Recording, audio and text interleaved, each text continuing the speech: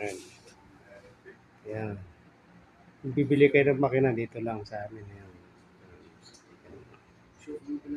Ayan. Kung gusto nyo bumili ng pyesa, ayan. Gunting. Sinulit. Tapos makina. Ayan.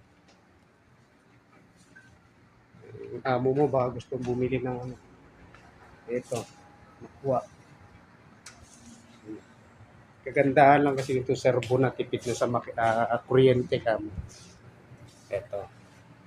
Ayan, may cutter. Tapos ito naman, servo rin naman.